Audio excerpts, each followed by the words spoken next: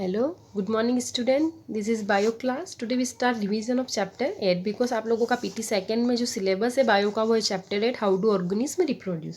So what is reproduction? The process of production या producing new organism from their existing organism of the same species is known as reproduction. Means एक parent से child का birth होना same species है, that is called reproduction. ठीक है. अब reproduction की जो प्रोसेस होती है उसमें कैरेक्टर किससे ट्रांसफर होंगे? तो डीएनए से. पेरेंट से चाइल्ड के अंदर जो कैरेक्टर्स जाते हैं वो किससे जाते हैं? डीएनए से. तो parents to next generation in the form of DNA, DNA के फॉर्म से कैरेक्टर्स जो इनहेरिटेंस ट्रांसफर होते हैं ना.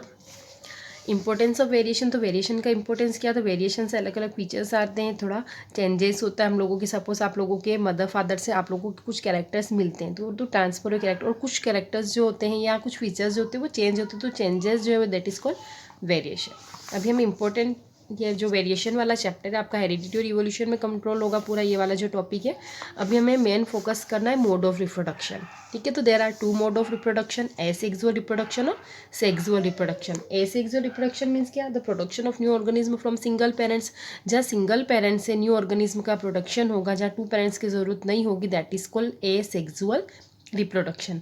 सेक्सुअल में क्या होगा? इन सेक्सुअल रिप्रोडक्शन बहुत male and female are required. वहाँ पर मेल फीमेल दो पेरेंट्स होंगे. एसेक्सुअल में केवल सिंगल पेरेंट्स से ही न्यू जनरेशन या बेबी का बर्थ होगा. तो एसेक्सुअल की कुछ मेथड्स आप लोगों के इसमें है. First is fission.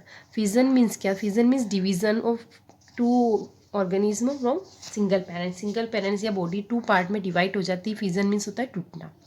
तो in organism such as amoeba the splitting of the two cell during division can be takes place in any plant.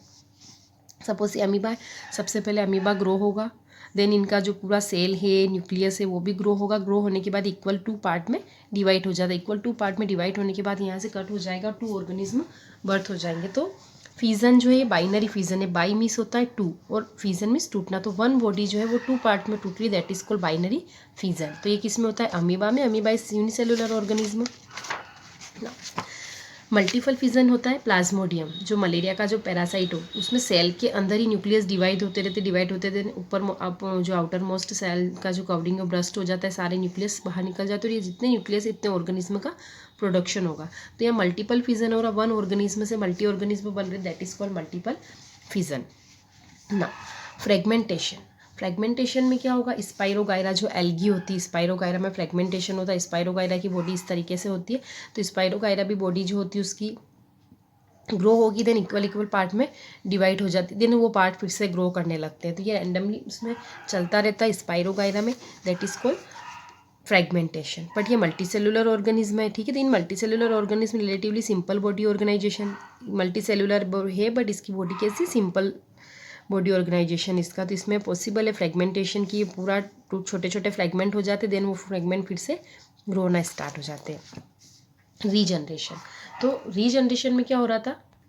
तो रीजनरेशन में the regeneration is considered as a type of asexual reproduction in fully differentiate organism in which the development of new organism from just a broken part. इसमें टूटे हुए या किसी broken part से new organism का development हो रहा था. सपोज ये प्लेन एरिया है, प्लेन एरिया 3 पार्ट में डिवाइड हो गया, तो इसका हर एक पार्ट अलग अलग बॉडी ऑर्गेनाइजेशन में बॉडी में डेवलप्ड होना स्टार्ट हो जाता है. सपोज ये अगर इसका माउथ वाला पार्ट है तो माउथ से पूछेगा पूरा डेवलपमेंट हो जाएगा. बीच वाले तो इसके आगे पीछे का पूरा फिर से न्यू ग्रो हो जाएगा, और पीछे वाला पार्ट है तो इससे ऊपर का पार्ट ग्रो हो जाएगा. तो इसमें किसी भी कट पार्ट से पूरी बॉडी का डेवलपमेंट हो जाता है. ठीक है.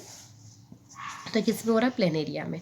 Now budding. बडिंग जो मोस्ट इंपॉर्टेंट बडिंग का जो एग्जाम्पल है वो हाइड्रा है. हाइड्रा की जो बॉडी ऑर्गेनाइजेशन होता है इस टाइप से होता है. यहाँ से एक स्मॉल बर्ड निकलना स्टार्ट होती है. ठीक है.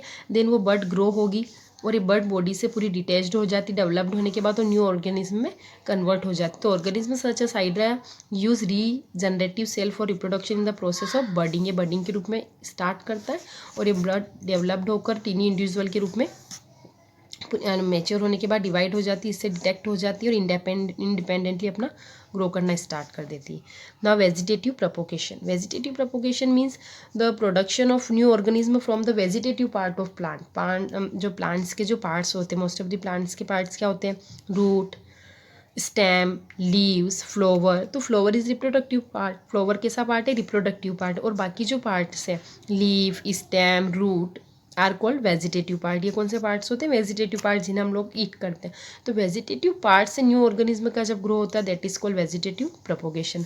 तो इसमें होगा रूट, स्टेम, लीव्स। तो developed into new plant under appropriate condition, जैसे इन्हें कंडीशन मिलेगी न्यू पार्ट में ग्रो हो जाएंगे। Suppose for example sugar, rose, grapes agriculture purpose में यूज़ होते हैं। शुगर और रोज़ का क्या ग्रो किया जाता है? स्टेम ग्रो किया जाता है।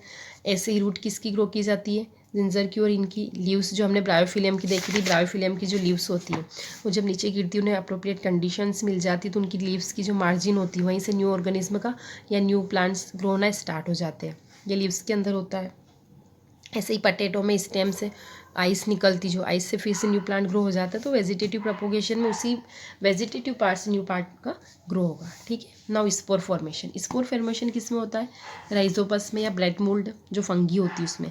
फंगी के जो स्पोर्स होते हैं एटमॉस्फेयर में होते हैं। एटमॉस्फेयर में जैसे इन्हें सुटेबल कंडीशंस मिलती है इनकी आउटर मोस्ट कवरिंग ब्रस्ट हो जाती है और ग्रो होना स्टार्ट हो जाते हैं। ठीक है। और इस टाइप से स्पोर पूरा मैच्योर होकर फिर इन्वायरमेंट में घूमते रहते हो। जैसे उन्हें अप्रोप्रिएट कंडीशन, उन्हें मॉइस्चर मिलता है, हॉट ह्यूमिड टेम्परेचर मिलता है, वो ग्रो होना स्टार्ट हो जाते हैं। तो ये जितने भी प्रोसेस हमने पढ़ी इनमें सिंगल पेरेंट से न्यू ऑर्गेनिज्म का ग्रो हो रहा है that is called asexual reproduction. तो आज आपको एसेक्सुअल रिप्रोडक्शन को अच्छे से पूरा कंप्लीटली इसकी स्टडी करनी है।